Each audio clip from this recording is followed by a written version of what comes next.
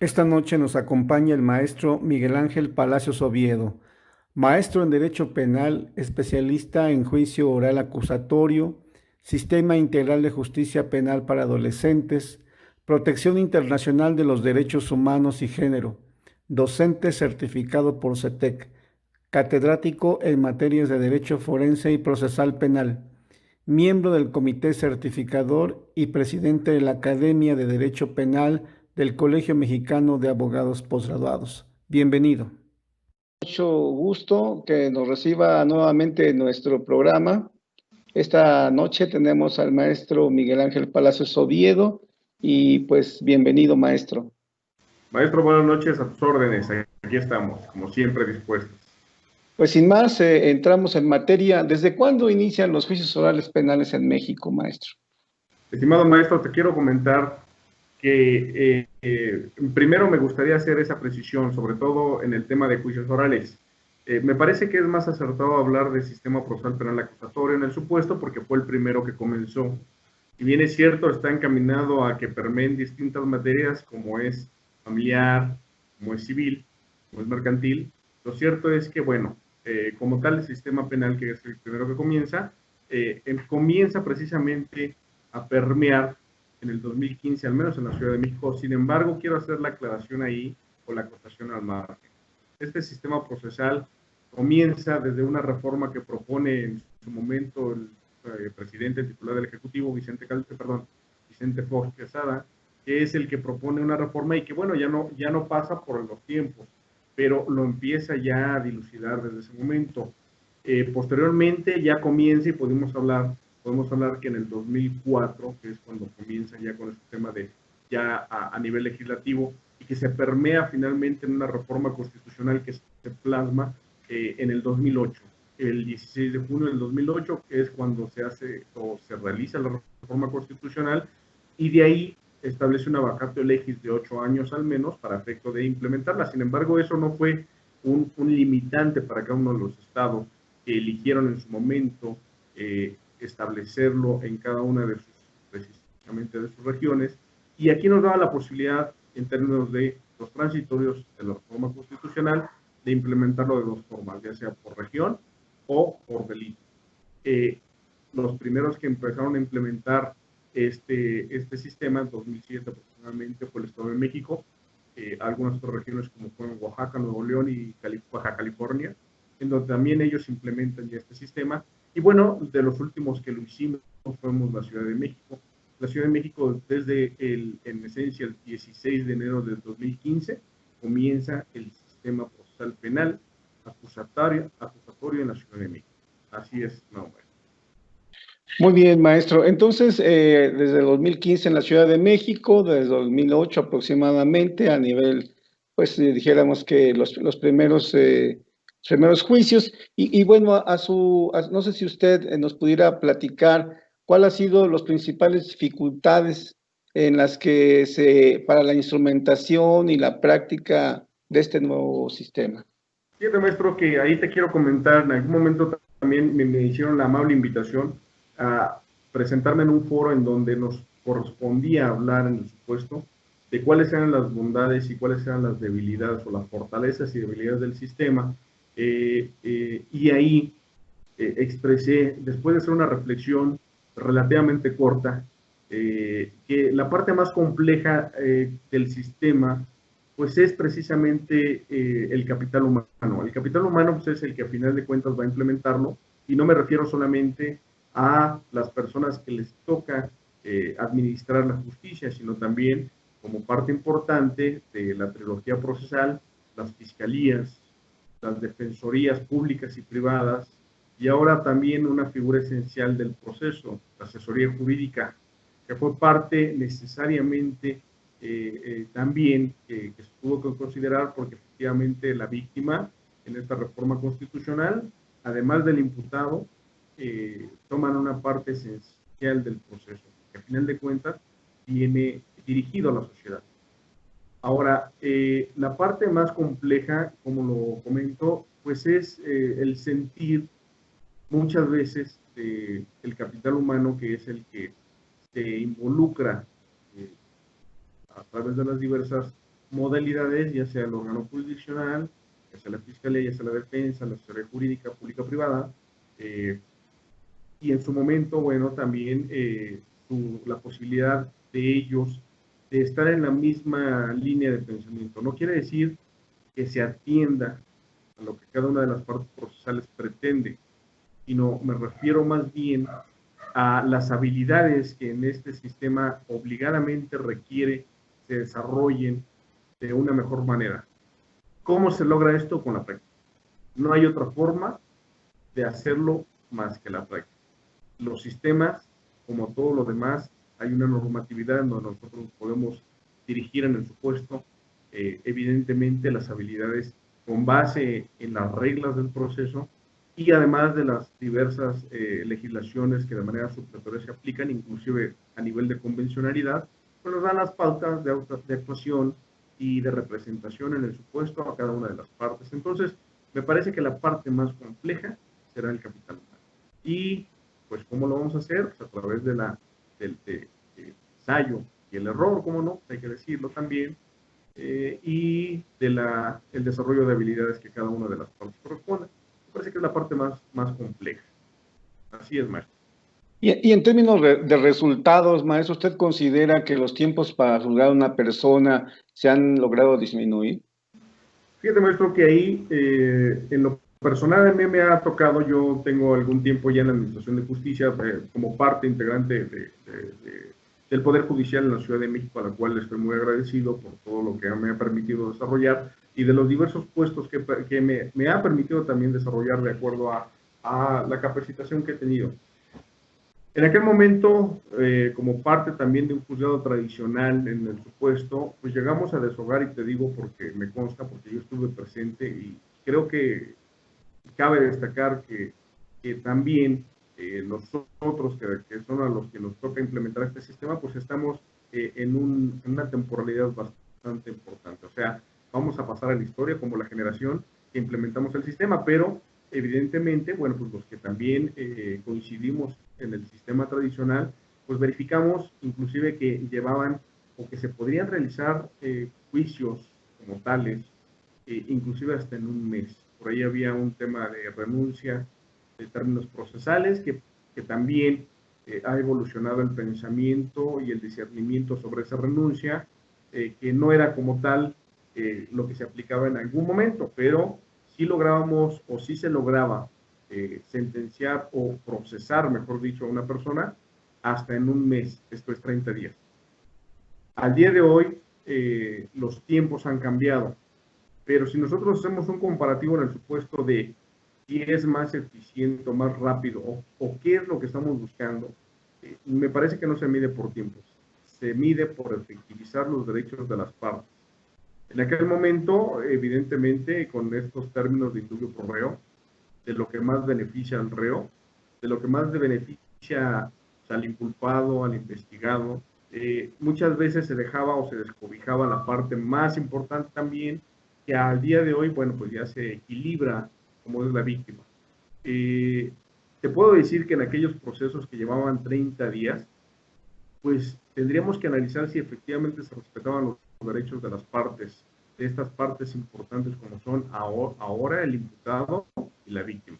Me parece que nos quedaríamos cortos si pensamos que en 30 días posiblemente sí se lograba, pero no de manera eficiente.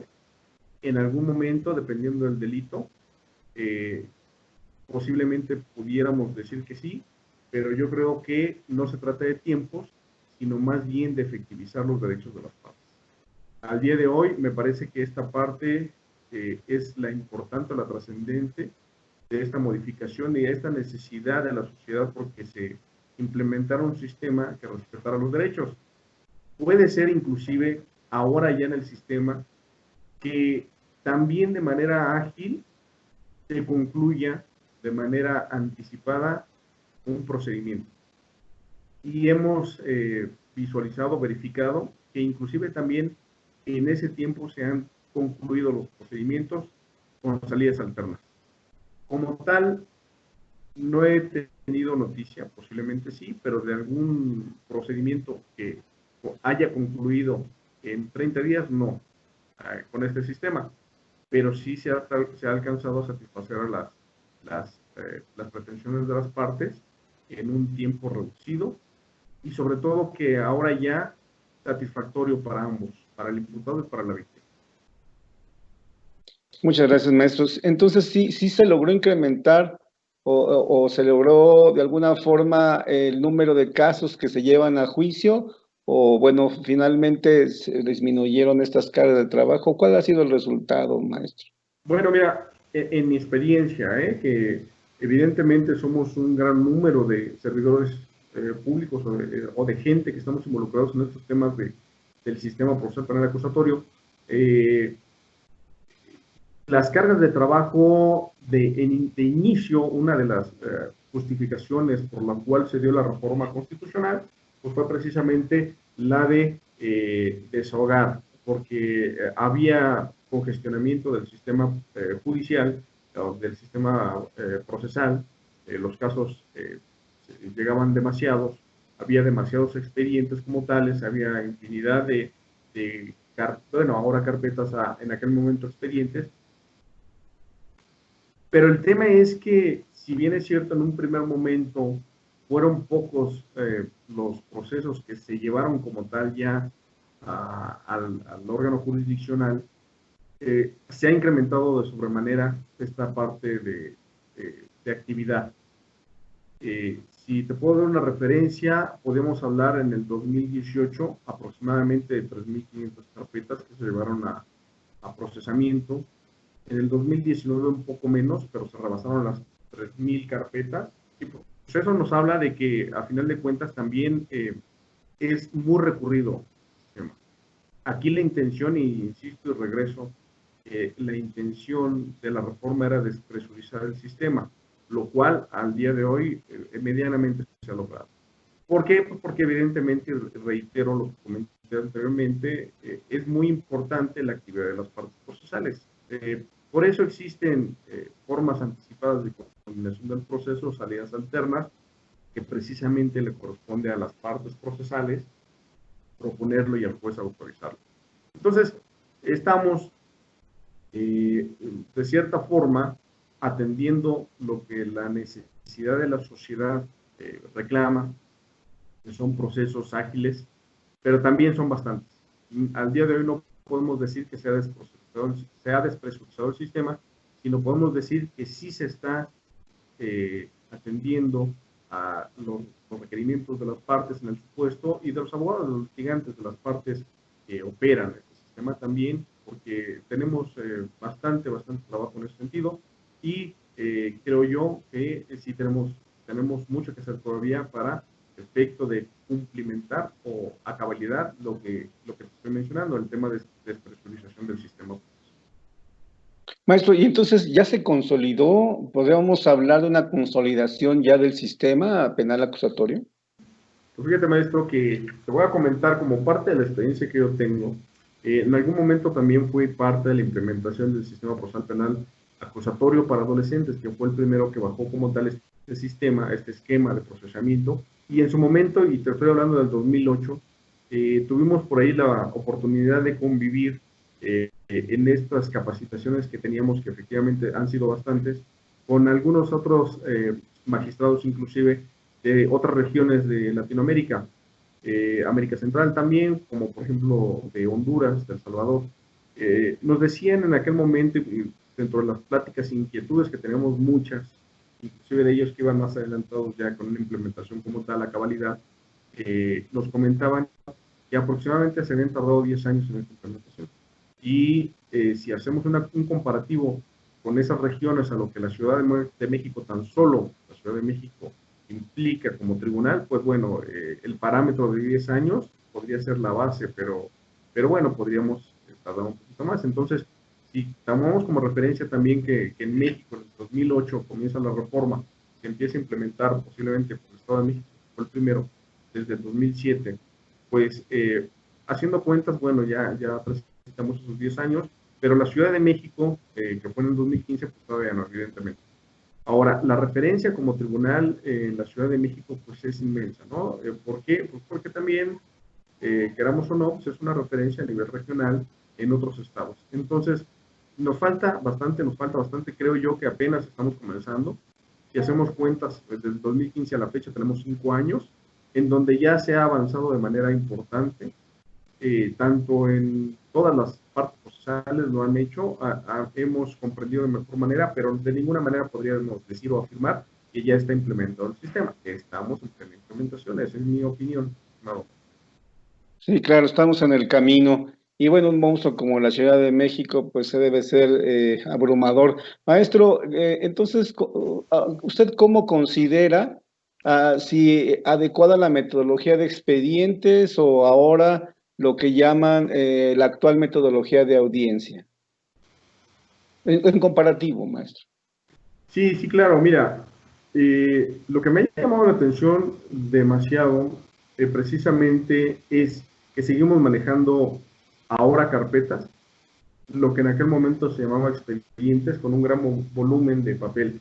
Hemos podido consultar inclusive carpetas de varios tomos, lo cual pues no para nada es la esencia del sistema. Si este sistema de lo que se trataba es de desformalizar y de cierta forma ser más ágil, pues no es esa referencia. Sin embargo, al menos la Ciudad de México, transitando de manera exitosa, sí implementa también algunos portales, algunas plataformas que nos permiten consultar inclusive en vía streaming las carpetas digitales, que es a lo que vamos.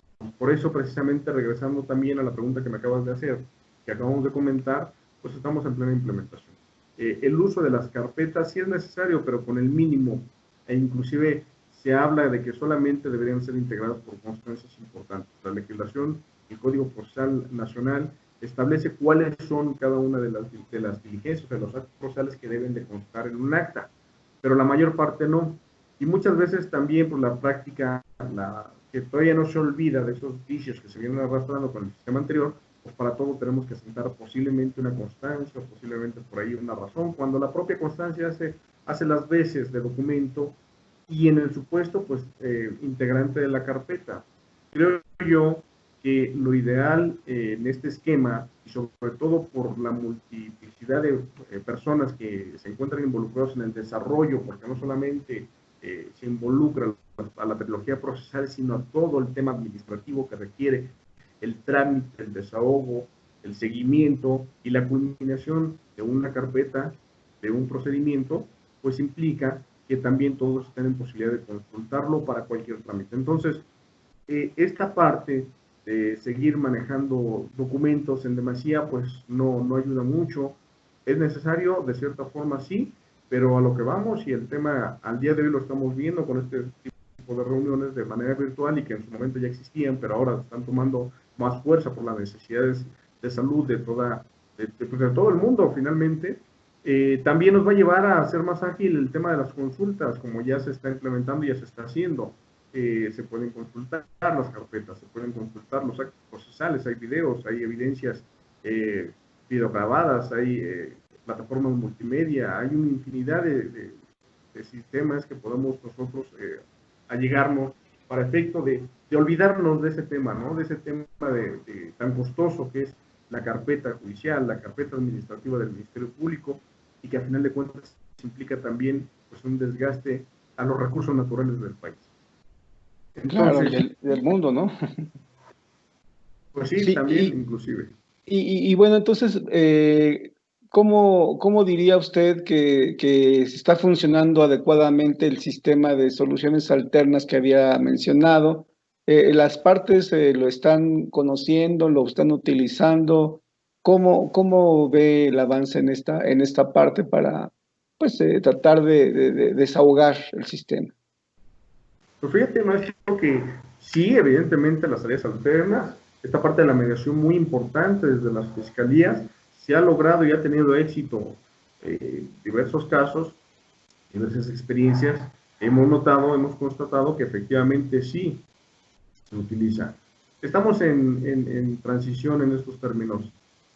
Por parte también ya, cuando una carpeta es judicializada, se ha logrado con, con intervención directa de la mediación solucionar los conflictos. Sin embargo, bueno, aquí gran parte del éxito de esta parte de mediación, pues depende de las partes que intervienen. A final de cuentas, ellos son los involucrados, que son los que se reúnen y que se les facilita, ahora ya con los mencionados facilitadores, una salida alterna, una solución de su conflicto, pues son los que eminentemente van a dar el sí o van a dar el no y van a establecer la eficacia o la deficiencia en estas salidas alternas, pero sí un gran número de personas lo han hecho y me parece que es bastante nos ayuda en este tema de desestabilizar el sistema. Entonces se está ocupando, sí hay Pues, gente que lo... Ya. claro, Y bueno, ¿y cómo se está trabajando para que el ciudadano común que tiene que conocer evidentemente cómo funciona el nuevo sistema penal, usted considera que se están haciendo las divulgación y la capacitación en general a la sociedad y a todos los involucrados? pues fíjate, maestro, que ahí es un tema relativamente complejo porque los mexicanos no somos mucho de estar informados, tampoco de lectura, tampoco nos catalogamos por ser ávidos en encontrar información. Nosotros estamos involucrados, evidentemente, yo con las personas y con el ámbito jurídico, que es en el que me desempeño, pues sí, tenemos referencias sobre el sistema. Inclusive, me llegó en algún momento a tocar que algunos profesionistas se habían sorprendido en los temas de la implementación del sistema, ¿no? Inclusive cuando comenzó esto en la Ciudad de México, pues sí llegué a tener referencia de algunos profesionistas en el sistema jurídico que se extrañaban, que ahora ya el procedimiento es distinto al tradicional. Entonces, digo, no vamos lejos, si lo hacían así los propios involucrados que directamente deberían estar informados sobre esta implementación, reforma y vigencia de la misma, pues no digamos ya más de la sociedad en conjunto. Yo, soy sincero, no he visto gran publicidad en este tema.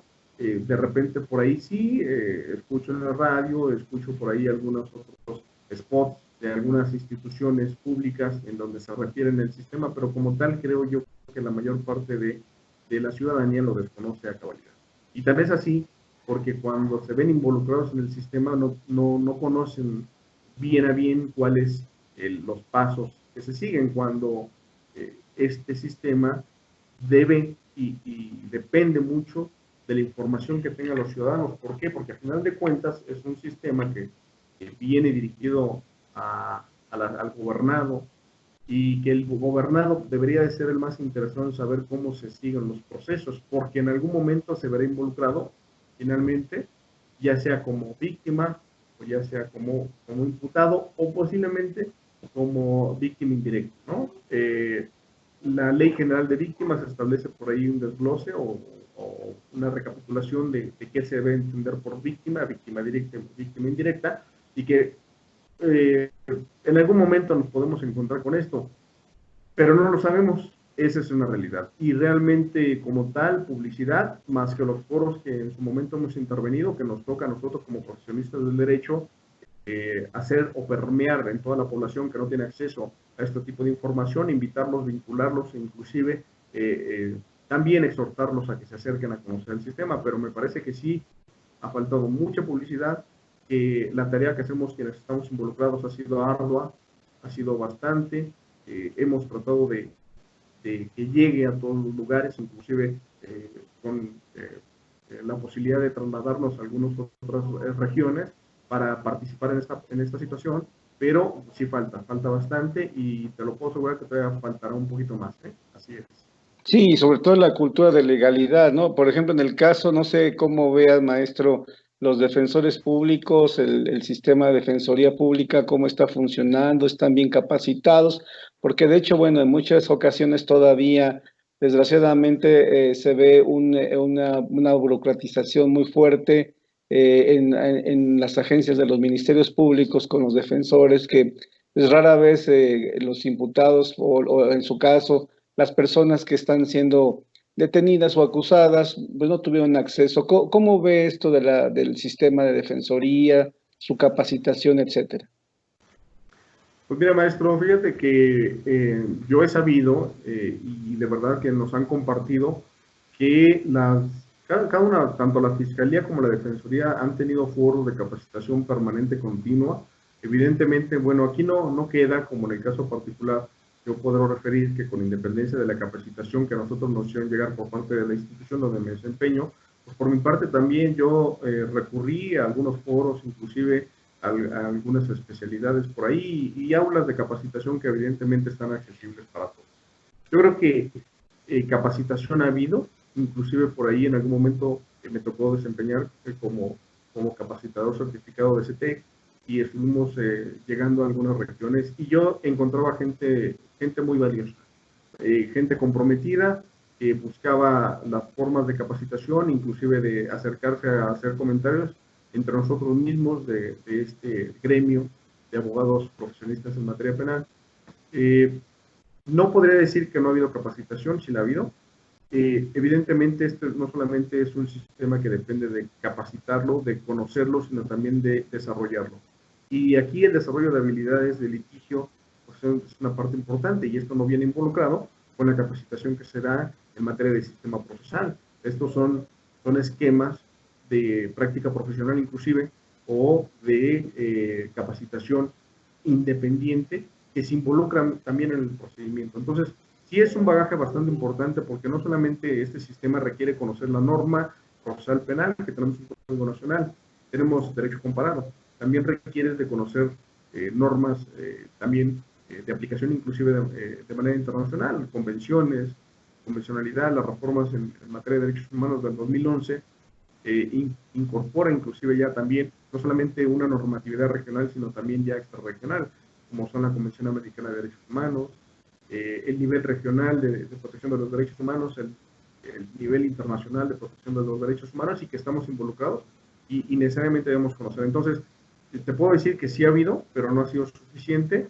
o al menos los foros que se han abierto, foros que podrían llamarse formales o de prestigio en el supuesto, o con el nivel suficiente para sensibilizar más que nada, porque no se trata de que llegue una persona que diga que conoce el sistema, sino más bien ser sensible a las necesidades de los que llegan ahí. ¿Cuál es tu inquietud? ¿Cuál es tu duda? ¿De qué forma? E inclusive a algunas ocasiones en algunos temas que se han presentado en nuestros foros, pues de manera grupal, colectiva, hemos desarrollado y hemos tratado de definir cuál sería la salida más ad hoc.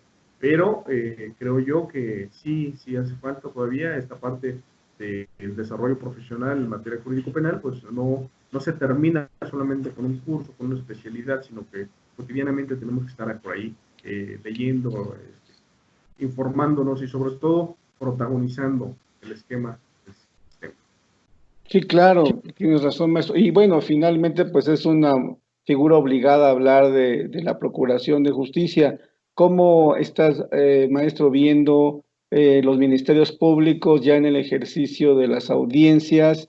¿Sí están teniendo los resultados esperados? ¿Sigue habiendo esas inercias? Porque incluso, bueno, hay ministerios públicos que aún desafortunadamente pueden conocer el sistema y sus principios, pero de repente pues no se nota esto en la práctica. Pues bueno, maestro, fíjate que sí hemos encontrado a gente, como te digo, muy valiosa, gente que ya tiene desarrolladas habilidades. Hay quienes ya inclusive podríamos decir, están en un nivel más allá que la media. También encontramos del otro lado, hemos visto y hemos dado seguimiento a algunos esquemas en donde, bueno, precisamente la oportunidad de intervenir en este sistema pues no ha sido tanta, ¿no?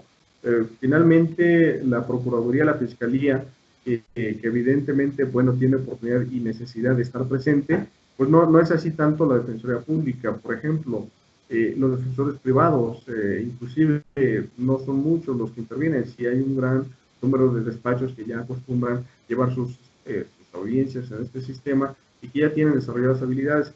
No podría yo decirte que en alguno otro tenga un mejor desarrollo en habilidades, sino más bien, e inclusive aquí la parte importante de este sistema, es que los involucrados tengan la capacidad de solventar un procedimiento de manera ágil. Y eso pues requiere de habilidades y de conocimientos regularmente o medianamente iguales.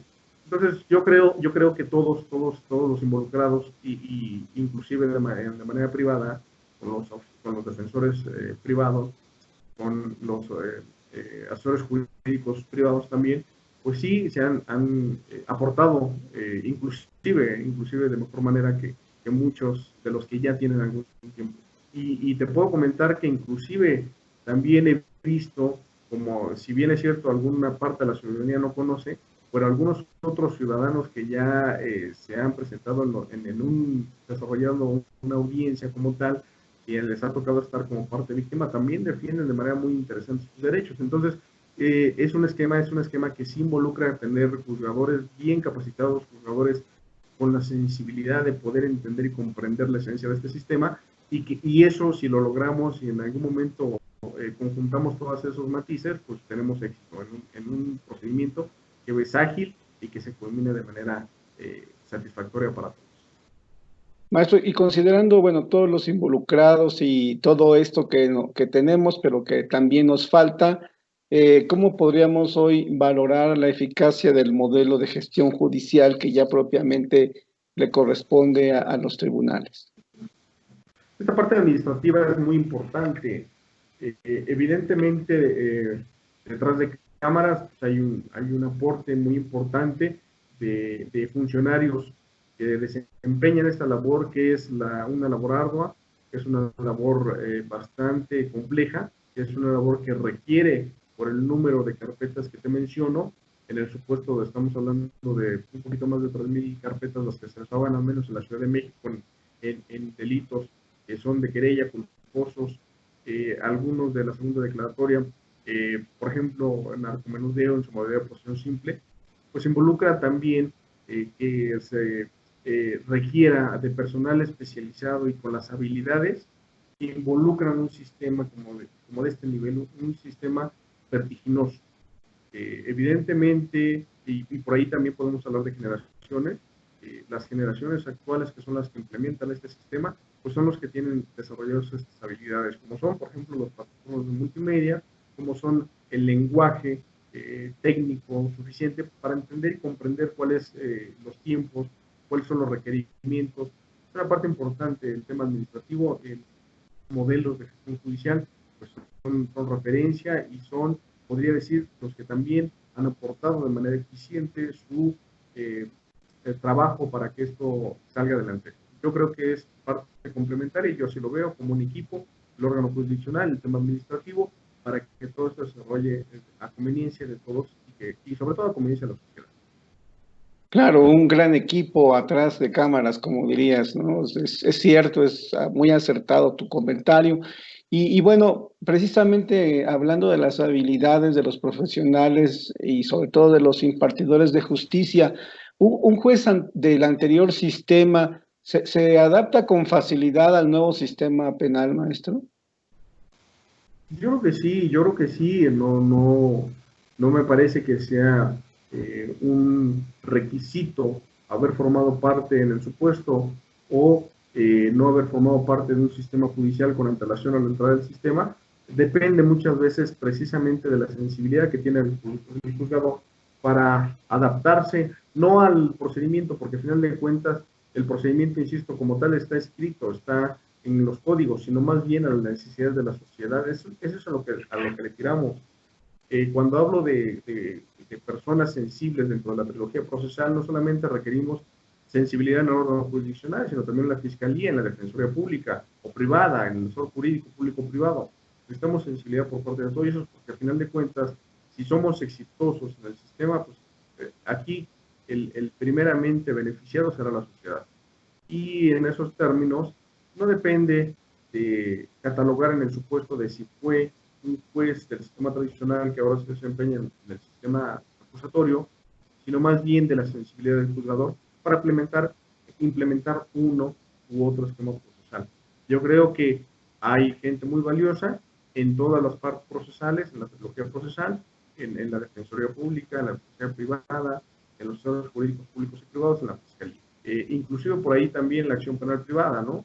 Que requiere de abogados profesionistas que también han tenido oportunidad en el supuesto de llevar a cabo sus demandas, han llevado sus asuntos en este esquema que es muy reducido y es muy particularizado, pero sí se ha logrado. Entonces, creo yo que no habría ningún problema. Más que nada de cualidades, yo creo que se requiere de precisamente de tener este tema de sensibilidad y no catalogar a un juzgador, en supuesto algún funcionario o alguna de las partes que intervienen en este sistema, catalogarlo si se desempeñó en el anterior sistema y también lo está haciendo en el nuevo, o si solamente se desempeña en el nuevo. Son casos distintos y particulares, podríamos decir que son casuísticos. Claro. Ahora, sin embargo, esta casuística sí tiene que ver con una tradición de burocracia. Esta visión burocrática del juez que se encerraba y estaba solamente escribiendo o dictando, ya ha quedado superada con este sistema, maestro. Fíjate, maestro, que también como he tenido oportunidad de desarrollarme en los dos sistemas, pude constatar que aquellos juzgadores que se desempeñaban en el sistema tradicional, había muchos de ellos que no se limitaban a hacer esta parte. Sí, pues había quienes sí lo hacían, eso no se puede negar, pero había quienes no, inclusive ya con ese sistema tradicional llegaban y dictaban sus resoluciones.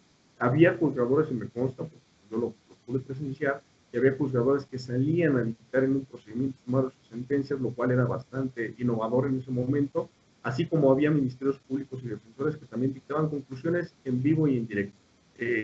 Eran pocos, pero poco a poco fue permeando esta práctica y me parece que beneficiaba a todos porque se hacían los procedimientos ágiles. En ese momento, insisto, podría llevarse un proceso en 30 días bajo esta dinámica. Bajo esta dinámica, ¿por qué? Porque pues, evidentemente se requería de presentar en ese momento la consignación, hacer la vinculación, desahogo de pruebas, tiempo para desahogo de pruebas, por ahí también de probar la prueba. En su momento se fijaba una audiencia y en esa audiencia se desarrollaba inclusive el desahogo de pruebas y culminaba y lo establecía el Código Nacional, el Código de Procedimientos Penales, al menos de la Ciudad de México, establecía esa posibilidad de que el juzgador dictara sentencia en ese momento o daba la posibilidad de algunos días para poder dictar.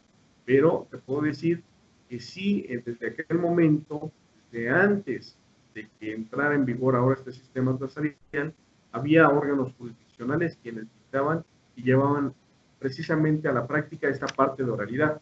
Y regresando a lo que había comentado, por eso no es, me parece yo, desde mi punto de vista muy particular, me parece que no podemos catalogar como juicios orales, porque la oralidad se utilizaba desde aquel momento cuando las partes en una audiencia, de manera verbal, o mejor dicho, verbalizaban sus pretensiones.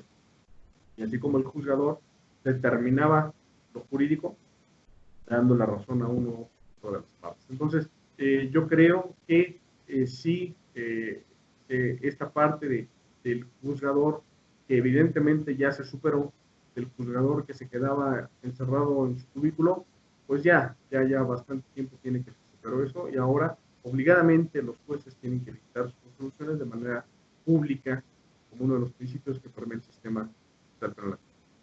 Claro, la transparencia. Entonces, dijéramos, maestro, este sistema, este modelo que imperó, o no sé si podría decirse sistema, sino este modo de justicia decimonónica que se había implementado y que la sufrimos en muchas ocasiones los ciudadanos, ¿consideras que sí se ha superado? Es necesario. Creo que parte y fue una de las justificaciones por las cuales transitamos al sistema y hubo necesidad de reformar de esta gran reforma procesal, fue la insatisfacción de la ciudadanía. ¿Por qué? Porque eran procesos ocultos, eran procedimientos en los que, con independencia de que se hacían las alegaciones, pues no había, como al día de hoy lo existe y debe de entenderse, hay una separación de acusador y de juzgador. En aquel momento, pues también el órgano jurisdiccional podía y tenía la capacidad y las facultades reconocidas por la norma de desabar prueba para mejor proveer. Eso confundía enormemente. En aquel momento, bueno, no se entendía porque estábamos acostumbrados a solamente procesar de una forma todos estos asuntos que se llegaban a esta instancia, pero que al día de hoy evidentemente tenemos que discernir. La separación entre el acusador y el juzgador es parte fundamental.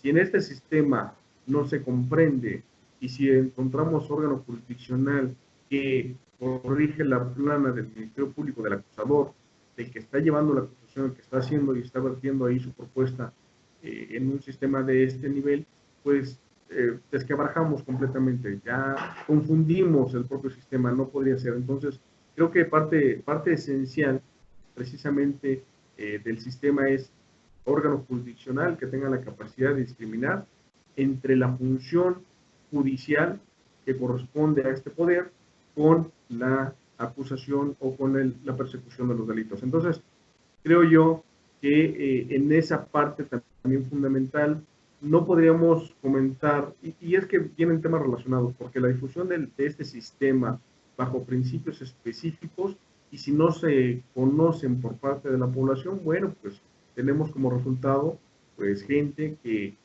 cataloga al juzgador como corrupto, cuando lo cierto es que el juzgador es el que viene a poner el limitante del Estado para imponer una sanción de manera corporal, en este caso bajo la coacción, como es el derecho penal, de una sanción en el supuesto privativa o no privativa de libertad, pero bueno, no podremos decir que el juez, por declarar un derecho a un imputado es corrupto, no, de ninguna manera, más bien los jueces que se atreven y que llevan a cabalidad su función son los que declaran en el supuesto la presunción de inocencia o inclusive la duda razonable en una sentencia, pero son pocos. Y también tenemos casos en el supuesto de fiscalías que no realizan su trabajo, inclusive defensorías públicas que tampoco realizan su trabajo.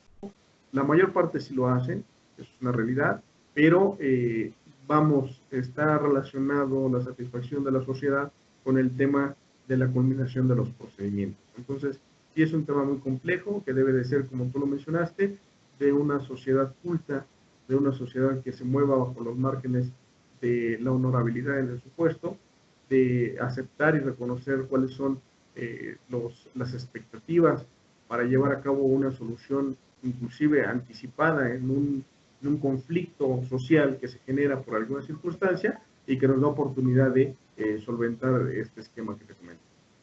Sí, claro. Y bueno, pues qué importante, ¿verdad? La transparencia y que por lo menos en la Ciudad de México, al ser una grandes organizaciones involucradas en esta impartición de justicia, pues queda superado mucho este coto que se había en ocasiones dicho que existía. Maestro, ¿tendrás algún dato aproximado del costo promedio o aproximado de una audiencia, incluso de una sentencia? Fíjate que sí, maestro, cuando nos tocó capacitarnos, por ahí se hablaba y se hacían las expectativas económicas, porque este sistema se permea por un Estado fortalecido económicamente, y nos comentaron, llegaron a comentar quienes se ocupaban de este tema económico, que aproximadamente una audiencia tenía un costo de 10,000 pesos. Desde aquel momento se hacía una referencia precisamente en torno a la trascendencia de los asuntos que deberían de llevarse a un juicio en el supuesto o que eran susceptibles de llevar inclusive a una audiencia inicial. Tenemos y conocemos algunos asuntos en los que el quantum de lo robado en el supuesto, el quantum que está involucrado en este conflicto social, pues ni siquiera rebasa de los 100 pesos, ¿no? Entonces, si hacemos un comparativo, el desgaste económico que implica llevar a una persona a una audiencia inicial en donde precisamente vienen involucrados estos recursos, pues vemos que no hay conveniencia como tal. Sin embargo, bueno, pues eso a la sociedad no le interesa. La sociedad lo que quiere es que se resuelva el conflicto con independencia del costo. Y bueno, y este costo se asume por el Estado como parte importante de su dinámica, de la dinámica del Estado, para precisamente satisfacer las necesidades de la sociedad. Entonces sí, involucra aproximadamente un costo de 10,000 pesos en aquel momento, recuerdo el día de hoy, no sé cuánto estará, pero pues aproximadamente ese valor por audiencia. Muchas gracias, maestro. Y bueno, evidentemente, maestro, no quiero dejar de terminar esta oportunidad de platicar contigo para preguntarte acerca de cuáles han sido los desafíos que tú ves ahora, por ejemplo, con la pandemia en este sistema. ¿Trajo desafíos la pandemia para ustedes dentro de la organización judicial? Pues el primer desafío, sí, sí, maestro, fíjate que desde que yo me desempeñaba en aquel sistema tradicional, teníamos la necesidad de desarrollar ya habilidades tecnológicas. Uno de los mayores retos que esta pandemia nos ha involucrado es el desarrollo de las habilidades tecnológicas. Precisamente regresando a este tema de la temporalidad que se lleva, que se requiere para la implementación de un sistema como este, hablé de generaciones. Y precisamente porque sí hay generaciones que ya no han desarrollado sus habilidades, que evidentemente cuestan más trabajo desarrollarlas ya a una edad un poquito distinta a la que actualmente predomina con el uso de las plataformas eh, eh, tecnológicas que nos rodean, como pueden ser en los aparatos telefónicos, como pueden ser en las máquinas portátiles, como pueden ser en las plataformas ya en las máquinas de escritorio, como pueden ser a través de distintas herramientas que se involucran en el desarrollo de un sistema como tal y que evidentemente no involucra, y lo hemos visto y constatado, la presencia en situ, en el mismo lugar de todas las partes. Podemos al día de hoy llevar juicios y lo están haciendo y se está haciendo, llevar a juicios, procedimientos, audiencias, mejor dicho, con, con sistemas, con sistemas que nos permiten visualizar desde otra región o desde otra localidad la presencia de las partes. Entonces, esta parte me parece que es importante, este reto es importante en el desarrollo de las habilidades tecnológicas, además de este sistema, y que creo yo que ha sido la parte más compleja porque también requiere de una gran instrumentación y requiere también de la participación de áreas distintas, temas administrativos, como son áreas tecnológicas que permiten elevar a plataforma este tema de audiencias ya en streaming.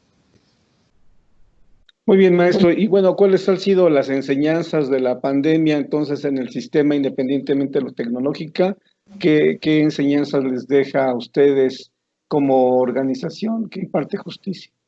Pues fíjate que de las enseñanzas y sobre todo, creo no necesariamente se requiere la pandemia para efecto de ver cuáles son las fortalezas que hemos tenido, inclusive en este sistema. Creo yo que el compromiso de las personas, que es lo que más nos ha apoyado a salir adelante, a que al menos en el sistema procesal penal no se detenga por los tiempos, por las temporalidades, por lo que va involucrado que es la libertad de las personas, no se ha detenido.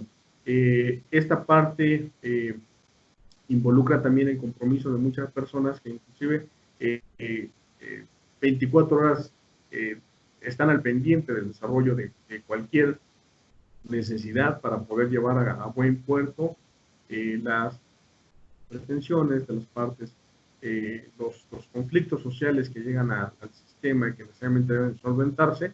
Entonces, pues, la gran aportación me parece que es el capital humano, a final de cuentas, como siempre. Pero aquí, y sí es importante porque posiblemente hay inquietud de algunos de los intervinientes en este sistema de que se están deteniendo de cierta forma dentro de su comprensión los procedimientos, si no es así, los procedimientos siguen moviéndose como se movían, a lo mejor no al ritmo que se movían antes, pero sí dentro de las temporalidades que establece la legislación constitucional inclusive, y se han respetado. Entonces, las grandes aportaciones pues es también la sensibilidad de las partes, inclusive ahí para saber cuándo sí y cuándo no podemos apresurar un esquema de juzgamiento, un esquema de audiencia, en donde sí hay necesidad de hacerlo y en donde no, y pues eso implica también por parte, por ejemplo, de quien va a judicializar un asunto, la sensibilidad de saber cuándo es necesario hacerlo y cuándo no, cuándo se puede llegar a una salida alterna, inclusive ahí en la misma fiscalía, terminar y culminarlo satisfactoriamente, y eso no está vetado de ninguna manera por algún tema independiente del jurídico. Sí, pero tenemos que también, y parte de esa aportación, pues, es entenderlo, y por eso precisamente me refiero yo que la parte del capital humano es importante, de la posición de cada uno de nosotros como intervinientes, como operadores del sistema, eh, precisamente permearlo de mujeres. Pues muy interesante, maestro, platicar contigo todo esto de llevar a los equipos, enriquecer este sistema, este engranaje humano que trabaja por cumplir los anhelos de la sociedad. Maestro, yo quisiera terminar nuestra conversación haciéndote una pregunta al futuro. Una pregunta, si tú pudieras visualizarte en el futuro, ¿crees que logística y materialmente podríamos llegar en poco tiempo a tener un juicio oral totalmente en línea, dijéramos? Sin duda, sin duda, ya hay regiones en México que lo están haciendo. Ya hay estados que no me atrevería a decir cuáles, norteños, pero sí ya lo han llevado inclusive, o sea, tenemos las herramientas, tenemos las plataformas, tenemos los recursos inclusive, pero también depende, mira, sí es posible y es una realidad, ya actualmente se están haciendo en este momento ya juicios multimedia. Sin embargo, también dependemos de otro tema, ¿no? La tecnología. Y regresando a lo que comentamos, este sistema es un sistema que debe permear en naciones fortalecidas económicamente, lo cual evidentemente México no lo es. Y bueno, pues ahí tenemos otros temas, ¿no? Que no se involucran en lo jurídico. Pero sí, lamentablemente, hay temas que han detenido esta parte, esta inercia que se llevaba y que aunque se ha aportado de manera muy eficiente, bueno, involucrando también el tema de las redes sociales, los anchos de banda, por ahí inclusive, y tú no podemos dejarlo de lado, pero el pánico que provoca la entrada del 5G, ¿no? De la plataforma 5G, y que algunos decían que inclusive también traía el virus, bueno, en ese tipo de barbaridades, imagínate, estamos detenidos por esa parte, pero me parece que ya se puede hacer y se hace. Solamente, bueno, pues tendríamos que establecer la normatividad para precisamente, y como uno de los principios que permea el sistema, como es el de lealtad, de cada una de las partes, saber que en el momento de intervención desde cada uno de sus lugares en donde se encuentren, bueno, pues vamos a poder tener precisamente los requerimientos técnicos de ancho de banda, de calidad de imagen, de calidad de sonido, que también, por ejemplo, como en estos tipos de diálogos, pues se nos llega a atravesar por ahí, ¿no? Y bueno, también la sensibilidad de los participantes de tener la oportunidad de darse el tiempo de corregirlo. En algún momento, pues también la desesperación de la gente pues, limita, ¿no? Porque no se trata solamente de llevar una audiencia express, eh, sino de llevar una audiencia que satisfaga de mejor manera los requerimientos de las partes involucradas. Entonces, son varios puntos que se suman y que para poder tener certeza en que efectivamente vamos a ser eficientes y exitosos en este tipo de juicios, con este tipo de audiencias por streaming, bueno, pues involucra mucho, pero ya se está haciendo, correcto, se puede, ya se está haciendo. Muy bien, maestro. Pues oye, maestro, te agradezco muchísimo tu conversación en esta noche y pues esperemos que no sea ni la primera ni la última que nos acompañes aquí. Y le No, damos las gracias a todas las personas por estar acompañándonos. Sí, adelante, maestro. sí, no, muchas gracias, perdón por adelantarme, pero es que precisamente me parece importante, ¿no? Primero agradecer al foro que nos acompaña, precisamente esta parte nos permite dialogar de manera exitosa con algunos temas que son sustanciales y que son de interés público. Inclusive, no, pues agradezco también a quienes se suben a la plataforma y también aprovecho para saludarlos a todos ahí, colaboradores inclusive también, que están visualizando eh, esta dinámica. Pero lo cierto es que esto no lo vamos a dejar, maestro, como hemos comentado, por ahí vamos a invitar algunas figuras importantes, porque a mí me toca hablar desde el tema administrativo, eso es importante.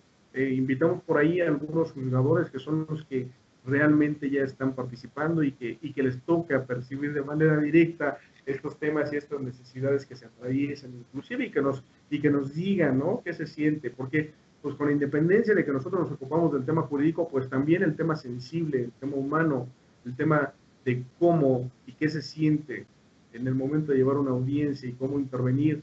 Y también lo podemos hacer con fiscales, y lo podemos hacer con defensores, para que también los compañeros que estén y la gente que se interese en subirse a este tipo de plataformas y que visualice, pues se solvente, ¿no? Y que se entienda, se comprenda. Es lo que estábamos comentando, la discusión es importante y esta es una herramienta útil para eso.